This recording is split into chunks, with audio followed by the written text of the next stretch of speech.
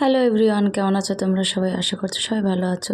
তো আমিও খুব ভালো আছি। দেখো আর দেখো, কদিন বৃষ্টির পরে আজকে উঠেছে রোদ। তো রোদ দেখে মানে মাথাটা খারাপ হয়ে গেছে, কারণ কদিন খুব বৃষ্টি হয়েছিল আর জামা কাপড়ও খুব ভেজা হয়ে গেছিলো, মানে মেলে রাখার জায়গা ছিল না, শুকাই তো নিয়ে আর মেলারও জায়গা ছিল না। তো সকালে রোদ দেখে ঘুম থেকে উঠে জামা কাপড় মেলে দিয়েছি। তারপরে তো রান্না বান্না করে এসে তারপরে তো কাজ থাকেই। তো রান্নাটা করে এসেছি আগে, তারপরে এই যে বালিশগুলো এবার রোদ দিয়ে নিচ্ছি। আর ছোটো ছেলে দেখো আমাকে হেল্প করছে, মানে যা করবে পেছনে পেছনে, বাচ্চাদের যা কাজ পেছনে পেছনে থাকে, তো সব দিয়েছে। এই বালিশটা রোদ্রে দেয়নি।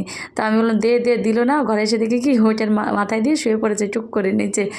তো এই দেখো আজকে তোষকটাও রোদ্রে দিয়েছি, কারণ বৃষ্টি বর্ষায় গেছে আর ছিল, মানে ছোটো বাচ্চা থাকলে যা হয় হিসু করে, তো ওটাও রোদ্রে দিয়ে দিয়েছি। তো এটা ছোটোটা উপরের ছাদেও আমার সাথে গেছে, তো এখানে আসছে, মানে যেটা করছে ও পেছনে পেছনে যে চলে যাচ্ছে যে তাড়াতাড়ি কাজটা করবো, ওর জন্য কিন্তু তো সেভাবে হচ্ছে না।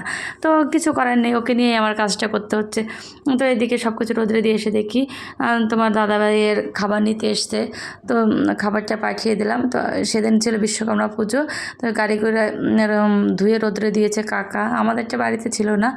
তো এই দেখো সব কাজ করে এখন খেতে বসছি, কারণ অনেক কাজ করেছি তো রোদ্রে করেছি, প্রচণ্ড খেতে পেয়ে গেছে। তো তাড়াতাড়ি আগে খেয়ে নিই, আরও অনেক কাজ বাকি আছে।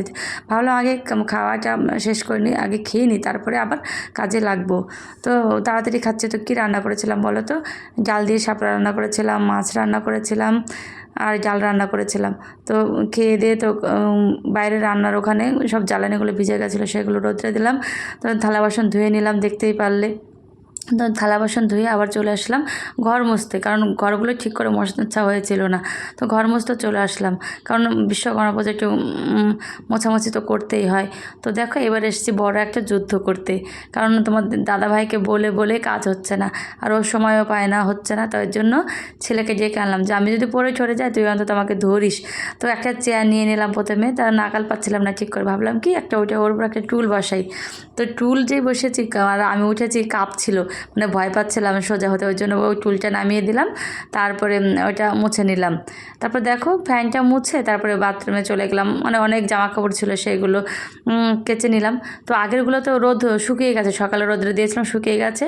তো আজকে এখন আবার নতুন করে রোদ দিয়েছি, মানে দুপুরবেলা আবার ধুয়ে নিচ্ছি, কারণ বোঝোই তো বৃষ্টির পরে জামা কাপড় বাচ্চা কাচ্চা থাকলে কেমন অবস্থা হয়। তো জামা কাপড় ধুয়ে এবার মেলে দিচ্ছি। এবার ভাবছি যে রোদ চলে যাবে, আরও কাজ বাকি, রোদ চলে যাবে, তো আগে জামা কাপড়গুলো ধুয়ে মেলে নিই। তো ফ্যানটা পরিষ্কার করার পরে ঘরটা ঝাড় দিয়েছিলাম না, দেখেছো কত নোংরা পড়েছে ফ্যান থেকে। তো তোষকটাও নিয়ে আসলাম, কারণ চান করব, চান করার আগে যদি তোষকটা না নেই, এর মধ্যে অনেক ধুলোবালি থাকে, আমার আবার ডাস্ট অ্যালার্জি, আমার চুলকানি উঠে যাবে, তাই চুলকানি উঠে গেছিলো, মানে গা চুলকানো শুরু হয়ে যায় ওই ধুলোতে। আমার একটু অ্যালার্জির ধাঁচ আছে। তো ঘরটা আবার ওপরের ঘরটা মুছে নিলাম, নিচে তো করে এসছে, ওপরের ঘরটা মুছে নিলাম। তো দেখো ফাইনালি আমি চান করে নিয়েছি, এখন কিন্তু বাজে হচ্ছে 2:30। আজকে চান করতে অনেক লেট হয়ে গেছিলো। তো এখন চান করে এসে এত চোখ বন্ধ হয়ে আসছে, ঘুম পেয়ে যাচ্ছে। তো তোমাদের ভিডিওটা কেমন লাগলো বলো, আর সবাই একটু লাইক কমেন্ট শেয়ার করো, যাতে আমি নতুন নতুন ভিডিও বানাতে পারি। টাটা।